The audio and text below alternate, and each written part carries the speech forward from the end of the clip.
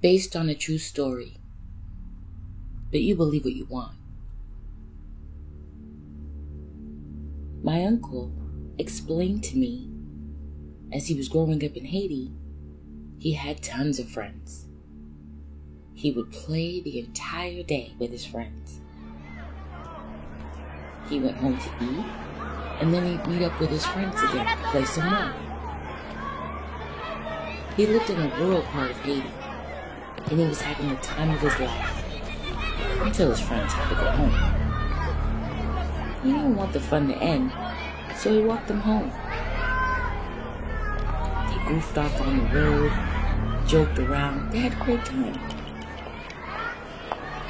By the time he got to their house, he realized it had gotten dark.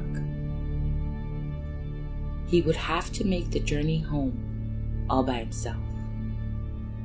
That scared him.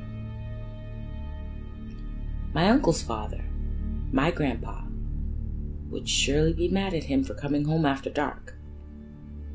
Sinister things happen at night. He could handle the punishment his father was going to give him, but it was walking home alone that filled him with dread. He couldn't show his friends how scared he was, so he bid them farewell and swore in his heart never to walk them home so late ever again. He started back, trying to savor as much light as he could to propel him home. Uncle's fear rose as he began to see lanterns being lit.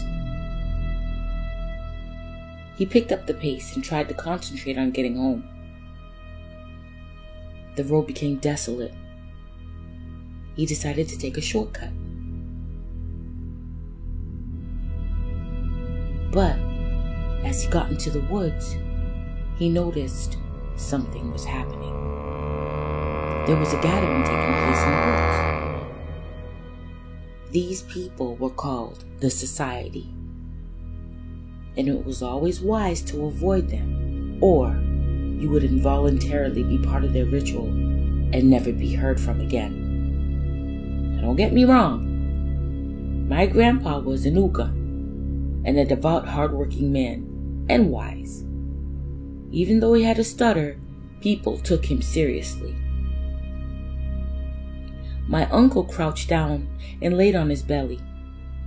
He used some branches to hide and crawled back out onto the main road.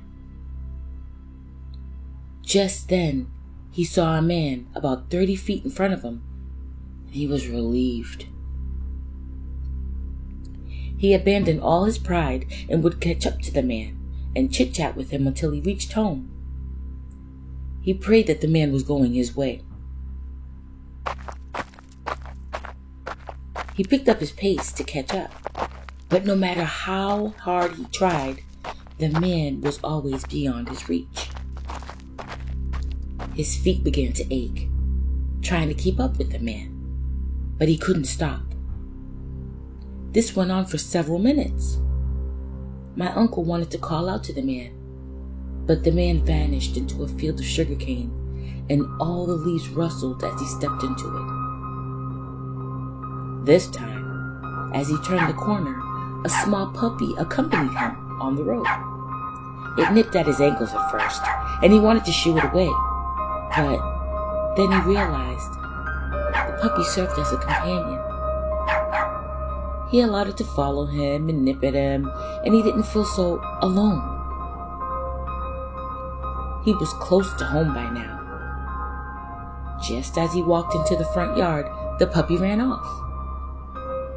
He saw his father in the doorway waiting for him. He opened his mouth to offer an apology, but his father said, n'a parlé de me. Mais, si sou fè ça encore, m'pa mène rien, vin menon lakay.